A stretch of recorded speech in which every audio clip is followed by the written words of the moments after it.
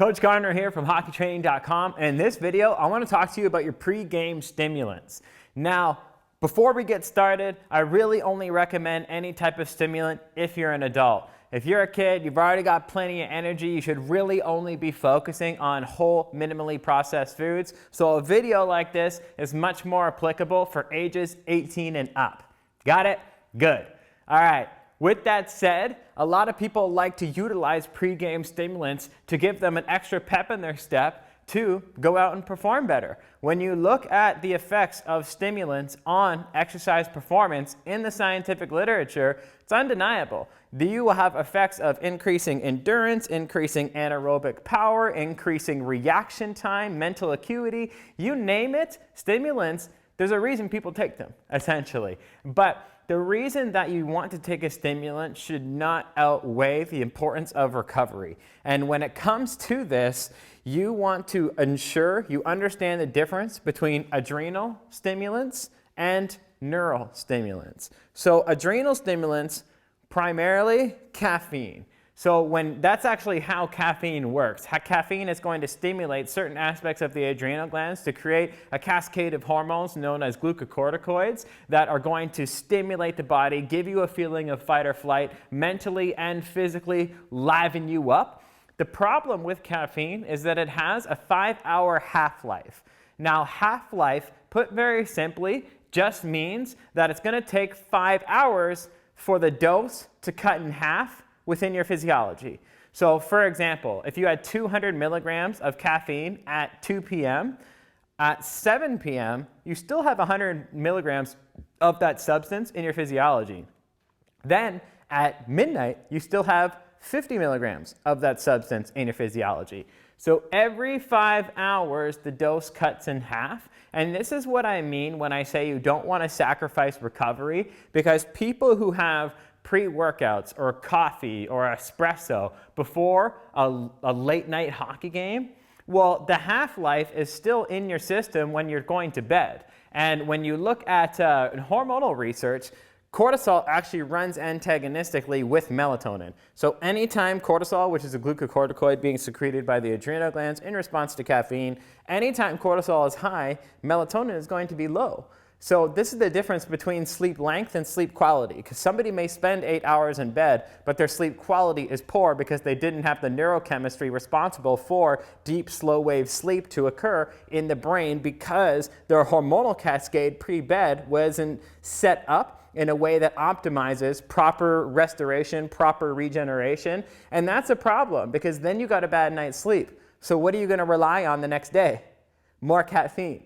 And then it ends up being a cycle that keeps feeding into itself. So when it comes to pre-game stimulants, if you have a game that is, say, early in the morning or afternoon, then I think caffeine can be a great option. A lot of people respond very well to it. The only thing I recommend is adding some theanine to it, because theanine takes away the jitters from caffeine. There's a lot of excellent research on this. Caffeine by itself is stimulatory, but for people who are caffeine sensitive, it's a little too stimulatory. Whereas theanine incorporates some inhibitory neurotransmitters, specifically GABA, to help you get the benefit of caffeine without the jitters, anxiety, and nervousness that some people get from it. So if you're having caffeine, it's always a good idea to add some theanine into it for a better response for performance. We're taking stimulants to perform better at hockey. We're not taking stimulants to be tweaked out. And theanine is what's going to allow you to think a lot more clearly, be more patient with the puck, and do what you need to do with the stimulant to become a better hockey player. All right? So if you got a morning or an afternoon game, then I think caffeine is an excellent idea. However, if you've got a real PM game, late night, like a lot of men's leaguers have, there's a difference between adrenal stimulation and neural stimulation. Your adrenals are located on the top of your kidneys, whereas neural stimulants are going to happen upstairs. So you're actually stimulating your brain in a way that's conducive to performance, but without all of the half-life problems and all of the adrenal and glucocorticoid problems that you're going to get from taking caffeine too close to bedtime. We need to optimize sleep quality if we want our best health, our best performance, and our best recovery, and so that we don't rely on stimulants for any time we want to do anything. So alpha GPC is an excellent neurostimulant for hockey players because it's something that's not going to have a half-life that's going to take away from your sleep quality. And in fact, alpha GPC in some research has actually been demonstrated to improve sleep quality because it's brain building rather than just pure stimulatory on the adrenals. Not to mention, you do get a neurostimulant effect out of it. You're going to feel a lot better.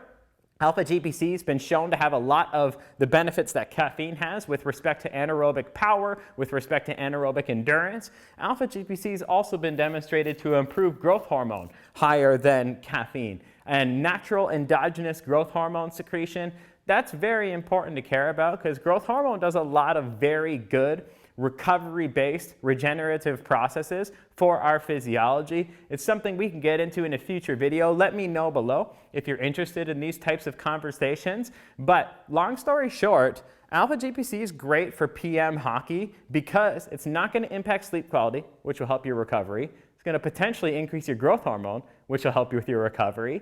And you're still going to get that neurostimulant effect you want out in the ice to give you that pick-me-up after work or after school or whatever it's going to be to help you go play better out in the ice. So right tool for the right job, right? You want the most amount of benefits with the least amount of cost. And when you look at the cost-benefit analysis, if you've got a late-night game, it's best to go with alpha GPC. If you've got a morning or afternoon game, it's best to have a combination of caffeine and theanine.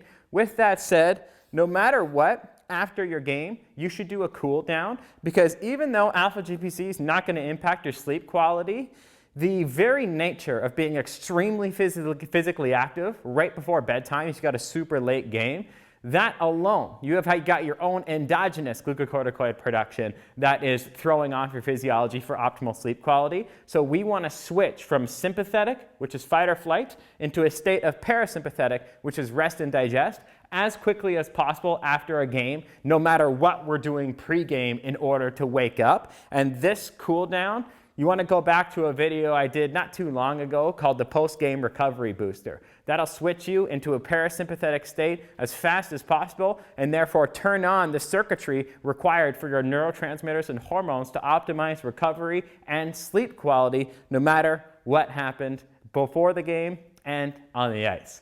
All right? Again, 18 plus for this type of recommendation, but I did want to break this down for you so that hockey players stop taking too much caffeine before late night games, ruining their sleep, and ultimately, in the long run, ruining their hockey performance. Before I go, I do want to make sure that I really only recommend stimulants on game days. You want to make sure that you keep your sensitivity high to these compounds. If you take them every single day, you're going to need a greater and greater and greater and greater dose in order to get the same effect. And with higher and higher and higher doses come more and more and more side effects. You don't want to play that game. Maintain your sensitivity to a low dose and you will be a healthier and better hockey player for it. I recommend stimulants maybe twice per week max. Any other time, stay away from them. All right? Thanks so much for watching. Like and subscribe to the Hockey Science Unleashed channel and let me know in the comments section any other videos you want me to cover in the future. Let's go.